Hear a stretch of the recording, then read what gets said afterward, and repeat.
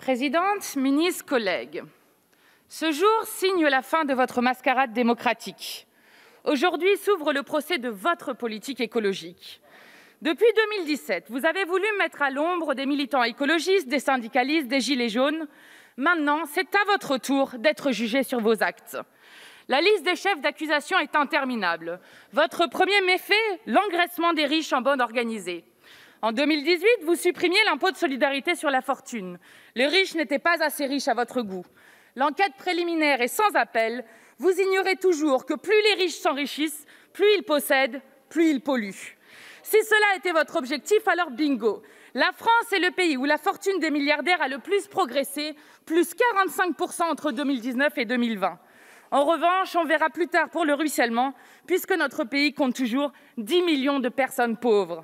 Avec cette suppression, vous rendiez 4 milliards d'euros à l'oligarchie, la même somme que vous vouliez récupérer à travers la taxe carbone. C'est comme cela qu'il faut prendre la puissance du mouvement des Gilets jaunes qui a déferlé sur les ronds-points et dans les rues.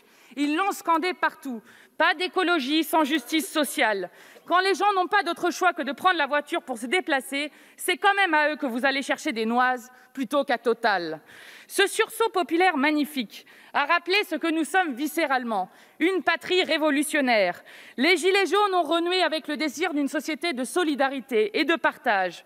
Je leur adresse ici un salut fraternel aux éborgnés, aux estropiés, aux gazés, aux matraqués, aux emprisonnés, aux condamnés, à ceux qui ont vu s'abattre la répression sur leur corps, à toutes ces gueules cassées du macronisme, matées à tour de bras pour avoir exigé un monde plus juste. La contestation a repris son souffle au moment de votre tentative de réforme infâme sur les retraites. Là encore, votre esprit comptable étriqué ne s'était pas aperçu qu'il s'agissait bien d'une politique anti-écologique.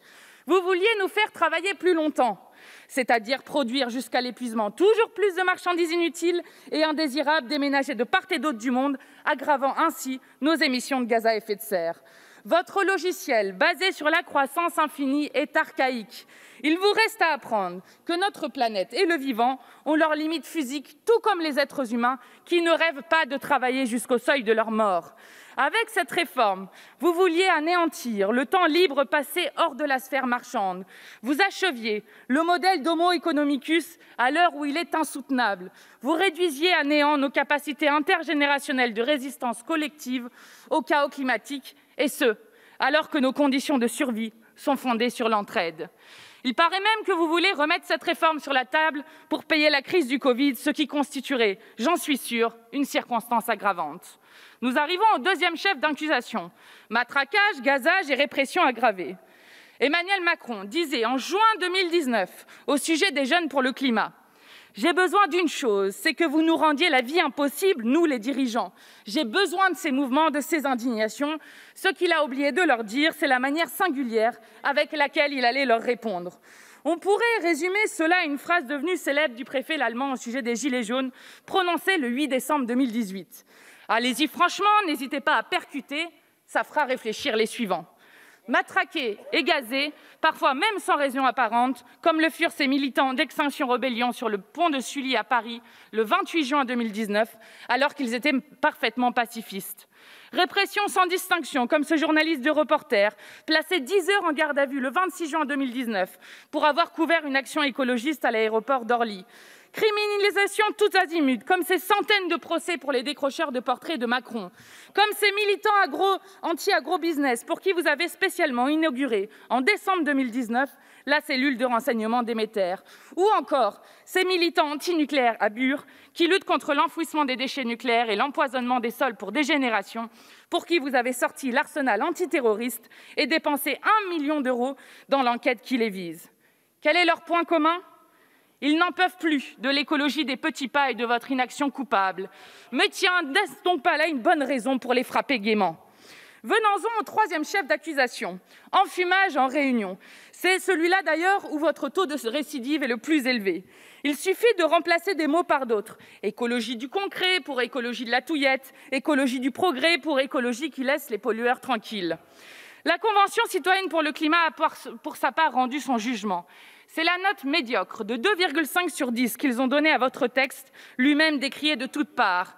Savez-vous où étaient certains de ces citoyens hier, dans la rue, pour réclamer une vraie loi climat ? On peut vous reconnaître un talent celui de dresser, sans trop d'efforts, le grand nombre contre vous. Le Haut Conseil pour le climat, le Conseil national de protection de la nature, le CESE, une centaine d'organisations de la société civile, la marée de jeunes qui défilaient dans les rues dimanche, toutes et tous, ne savent plus dans quelle langue vous le dire. Votre projet de loi est insuffisant. Pour votre défense, vous nous dites, Madame la ministre, mais regardez notre bilan en entier. D'accord, je concède cet argument à la partie adverse. Voyons voir. Tapis rouge et fanfare pour Amazon et ses entrepôts.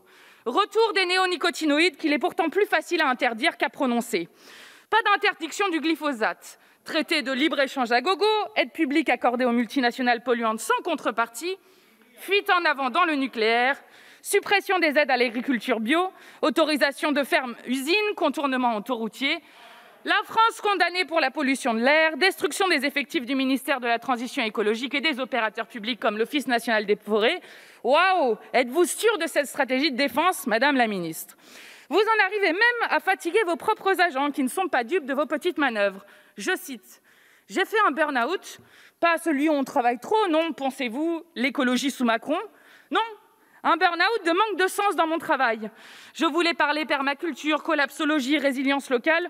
On me demande de serrer des mains, de me réjouir des tasses qui remplacent les gobelets plastiques, d'organiser l'étape du Tour de France des objectifs du développement durable dans ma région. » Les syndicats de votre ministère, Madame la ministre, ont même un mot pour cela, inaction verbeuse.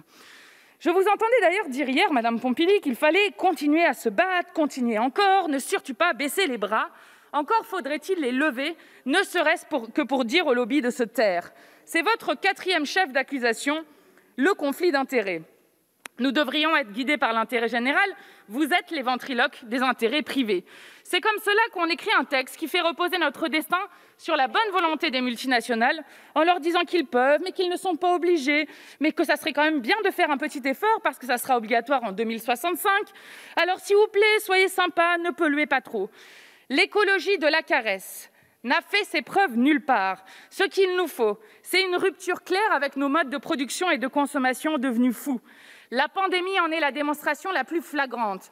Ce que nous traversons est une crise de la frontière écologique. La déforestation, l'agriculture et l'élevage intensif, le commerce illégal d'animaux sauvages, la persistance de ces pratiques nous assurent d'une chose, nous ne faisons qu'entrer dans l'ère des pandémies. Il faut sortir de ce marasme. C'est ce que nous appelons la bifurcation écologique et solidaire, la destruction de nos écosystèmes, l'agression permanente de la société de consommation, la création de la frustration pour faire tourner la machine à consommer. Tout cela doit prendre fin. Nous devons désaccumuler. De quoi avons-nous réellement besoin? Cette question est celle qui met fondamentalement en péril tout votre édifice libéral. Vous savez, personne n'irait pleurer la disparition de panneaux publicitaires lumineux ou la fin des publicités pour les SUV. En revanche, nos concitoyens se plaignent de l'air pollué qu'ils respirent et font respirer à leurs enfants. Ils s'inquiètent de l'alimentation qu'ils mangent ou de la qualité de l'eau qu'ils boivent.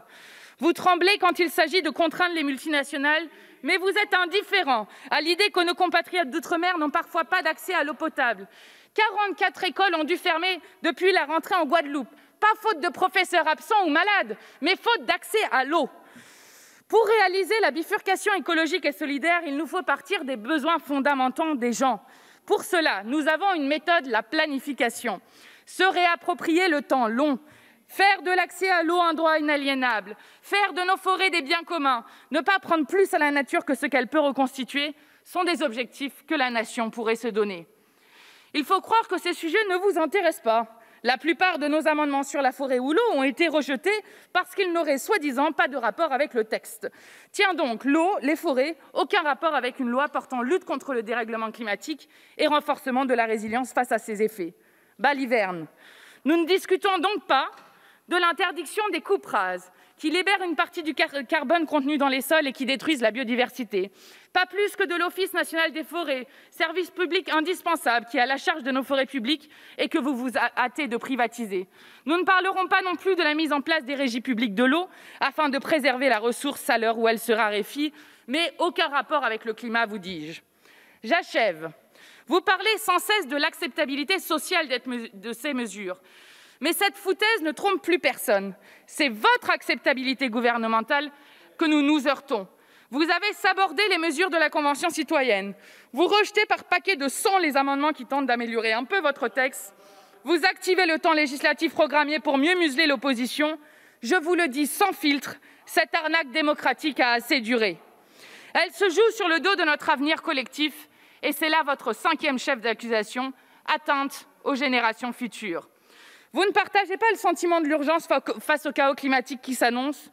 Le monde qui vient vous le fera comprendre coûte que coûte, de gré ou de force. Ces jeunes pour le climat, les gilets jaunes, les militants écologistes, la jeunesse à qui vous volez l'avenir. Le peuple finira toujours par se soulever contre les puissances de l'argent et leurs représentants politiques. Ils ne laisseront pas faire votre inaction coupable. Nous sommes le mouvement de cet espoir, celui d'un pouvoir populaire fondé sur les intérêts de la majorité sociale de notre pays. Un tel pouvoir ne peut être qu'écologique. Nous n'avons qu'une hâte, tourner la page de votre irresponsabilité, faire de votre haine un accident de l'histoire et surtout, un mauvais souvenir.